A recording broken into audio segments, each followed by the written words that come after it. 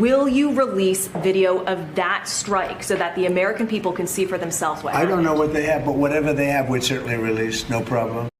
It's Ken Harbaugh with the Midas Touch Network. That was Donald Trump just a few days ago saying he had no problem releasing video of a second strike targeting survivors from that infamous September 2nd attack on an alleged drug boat. And here's Donald Trump yesterday lying about what he said. Mr. President, you said you would have no problem with releasing the full video of that strike on September 2nd off the coast of Venezuela. Secretary Hegseth now says... You said that. I didn't say that. This is ABC fake news. You said that you would have no problem releasing the full bit. Okay, well, Secretary Hegseth... No, whatever Hegseth wants to do is okay with me. He now says it's under review. Are you ordering the Secretary to release that full video? Whatever he decides is okay with me. The Trump administration is now doing everything it can to prevent the release of this footage because they know how damaging it is to their story. They've had no problem releasing the other clips. Here's Pete Hegseth gloating over that first strike as the footage plays. I can tell you that was definitely not artificial intelligence. I watched it live. We knew exactly who was in that boat. We knew exactly what they were doing. When it comes to the second strike, it's a different story. Lawmakers who have seen the footage says it clearly shows two men clinging to an overturned hull, waving for help. That's why Hegseth doesn't want Americans to see it. Here's his excuse. President Trump said he would have no problem if the full video of the strike is released. When can we see that video? When will you release it? We're reviewing it right now to make sure sources, methods. I mean, it's an ongoing operation, TTPs. We've got operators out there doing this right now. So whatever we were to decide to release, we'd have to be very responsible about. So we're reviewing that right now. I'm calling BS. And I'm not just pulling this out of thin air. I had a top secret security clearance. I flew recon missions for the Navy, and we gathered this kind of intel. And I'm telling you, the chances that the footage from that second strike contains some secret information that didn't appear in the dozens of other videos released by the DoD, what we're witnessing in real time is a cover-up. The reason Hegseth doesn't want us to see that footage is because he knows how damning it is. At one point, the men raised their arms and seemed to signal to the U.S. aircraft above, a gesture some who watched the video of the incident interpreted as a sign of surrender. Then a second explosion finished the men off, leaving only a bloody stain on the surface of the sea. Footage of the two men's desperate final moments made some viewers nauseated, leading one to nearly vomit. It was worse than we had been led to believe. Of course, Republicans are coming up with a never-ending stream of excuses to prevent the American people from knowing the truth and to defend President Trump. I spoke to a former Republican who worked in the first Trump administration and who shared with me what may seem to some like a shocking insight. These attacks were contemplated years ago. They were fantasized about during the first Trump administration. And Miles Taylor was there as it happened. He served in a senior role during Trump's first term, but felt compelled to blow the whistle on the many constitutional violations he observed. Miles famously authored the anonymous op-ed exposing Trump's disregard for the law, and he has since been one of Trump's most outspoken critics. His insight, having been in the room as policies like the ones we're now seeing were being contemplated, is invaluable. Here's me and Miles Taylor. Miles Taylor, welcome to the Ken Harbaugh Show. I'm betting you saw this coming. I know you saw this coming because I've read your Substack and these attacks on the boats, the double taps, the almost fetishization that this president has for maiming civilians. You actually have this line in one of your latest Substack posts. You said, "I know because I was in the room." Can you give us the context for your reaction to these clearly illegal boat strikes, either war crimes, if we are in fact in a state of war, or, and this isn't any better, outright murder if we're not in a state of war? Yeah. You saw it coming. Well, look, this is very, very deeply premeditated. As far back as at least 2018, Donald Trump and his allies in the White House have been thinking about this concept of bombing civilian boats. And I know that because that's the year we took Donald Trump down to Key West, Florida, down to one of the U.S. government's key counter-drug operation centers, because we wanted to talk the president through what the threat really was and how you combat it. Because there was some growing alarm that Trump had these, as you noted at the beginning, sort of, fetishized views of how to use the military to go after these problems. And no one listening to this is going to have a deep love and affection for cartels and these murderous drug dealers and these thugs. We all want to see these people arrested and sent to prison. But just because they're very bad doesn't give us the ability to just kill them instead of arresting and prosecuting them.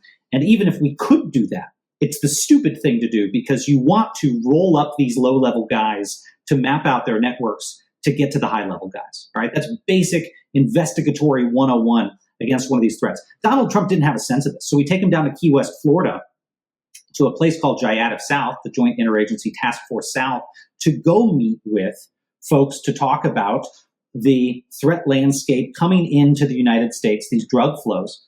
And on the way back to Washington, D.C., instead of that message sinking in with the administration that we need an increased law enforcement response and there's ways for the U.S. military to support it, instead, they totally got the wrong message. Trump and his aides came back with this view that we should just go bomb the shit out of all of these organizations, regardless of whether the law allowed it. And that was reflected in a conversation I had with Stephen Miller on the flight back, where he wanted to know whether the Department of Homeland Security had the assets to go launch, Predator missile strikes, Predator drones with Hellfire missiles against boats with unarmed civilians in them, and what under international law would prevent the president from doing that. And you can imagine, Ken, my astonishment at being asked the question. I almost thought that was a joke.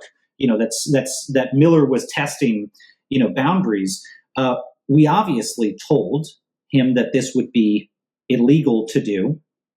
This is the type of thing Trump would bring up with regularity, is an outlandish way to attack civilians to prove his point, and he'd have to be walked back in by the lawyers or the Homeland Security officials. Funny thing about this, Ken, is I felt like that was a very important story to tell after I left the administration. I wanted to warn people, hey, by the way, Trump's top advisor, Stephen Miller, is thinking about how to launch airstrikes against boats in international waters. We should contemplate that that's very possible in a second Trump administration.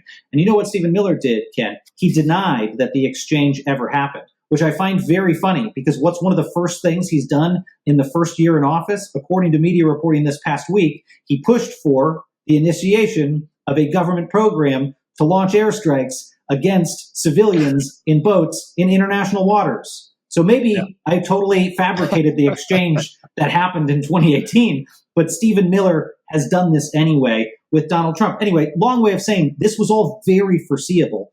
And now that we are living it, we need to think through how to shine the light brightly enough to show what's being done is indeed unlawful.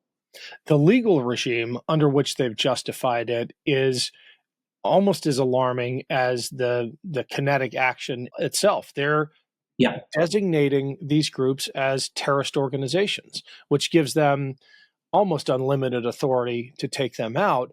But under that argument, you have at the same time the at least rhetorical designation of groups. I'm putting that in air quotes for folks who are just listening, not watching. You have groups like Antifa being designated as terrorist organizations as well. And I think this is a window into how much power the executive can grab when they're exercising military authority going after terrorists. And we should all be afraid of this administration's cavalier attitude towards calling people terrorists.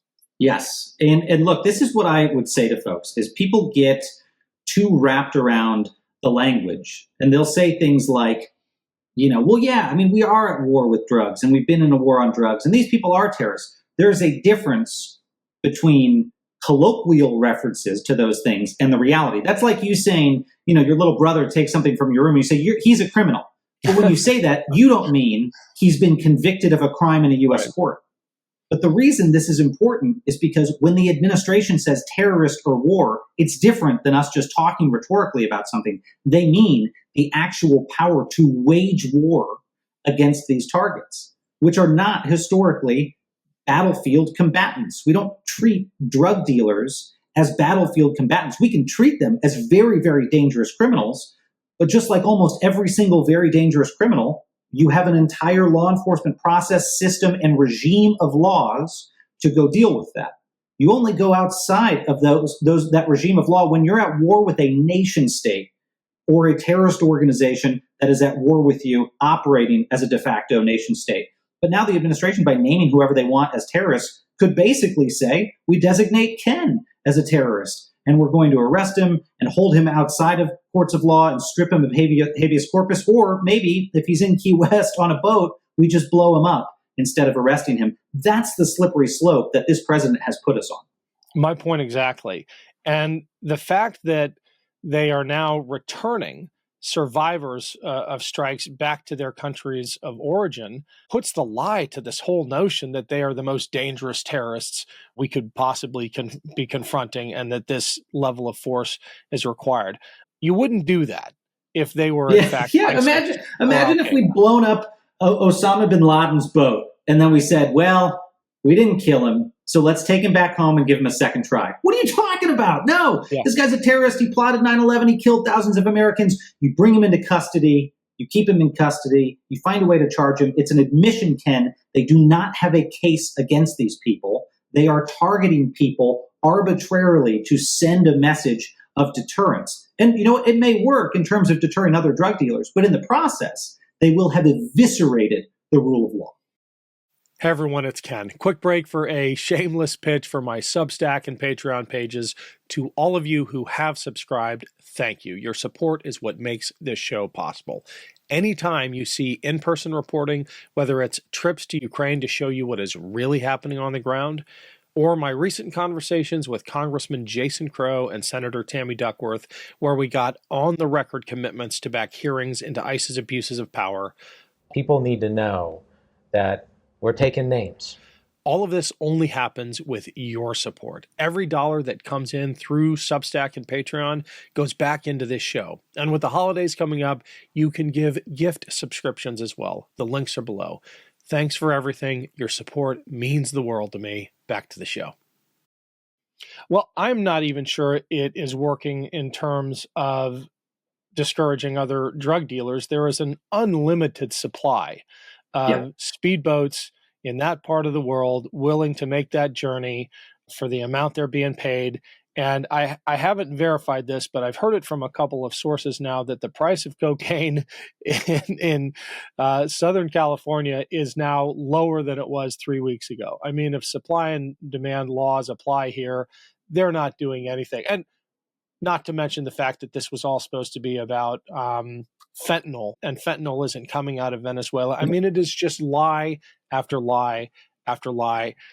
And you see it beginning to unravel. It's been a long time. Maybe I'm trying to think of an example of the administration this discombobulated in its inability to get its story straight, in the contradictions coming from the White House press secretary versus the Secretary of Defense, in this outrageous post by Pete Hegseth throwing the admiral under the bus.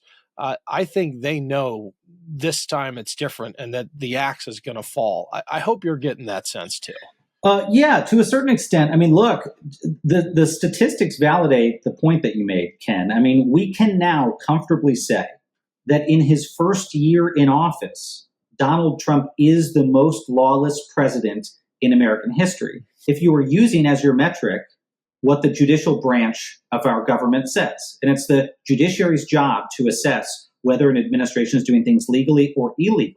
And in just this first year, Donald Trump has had hundreds with an H, of orders against him by judges saying that the administration has broken the law. And dozens of those orders have said the president has violated the U.S. Constitution. That exceeds what entire presidents have in their entire two-term presidencies in terms of judicial rulings against them. And look, Trump's allies are going to say, look, it's the activist judges. Well, very strange that the activist judges gave other Republican presidents a pass, but this Republican president, somehow they're conspiring to work against Many of them were nominated by Trump. That's right. I mean, this. Many were nominated by Trump and George W. Bush and Ronald Reagan. It has nothing to do with that. And I remain a conservative. I'm not a Republican, but I remain a conservative. It has nothing to do with the stripes of these judges and the way that they vote, it has everything to do with a much simpler explanation, is the Trump administration just keeps breaking the law. It's the most lawless presidential administration we have seen in American history. And the big question is, can our institutions survive 3 more years of this guy flagrantly breaking the law over and over? And I think, Ken, what you and others are doing is helping to inform and then mobilize people to try to ensure that there is that accountability, to ensure that there is some semblance of stability so we can revive the rule of law on the back end of all of this. That was part 1 of my conversation with Miles Taylor. In part 2, out tomorrow, we talk about the extreme threat to our civil liberties posed by Donald Trump's unilateral designations of terrorist entities. No congressional oversight, no due process. Miles sounds the alarm on how much worse this is likely to get. It's a great follow-up conversation. See you tomorrow.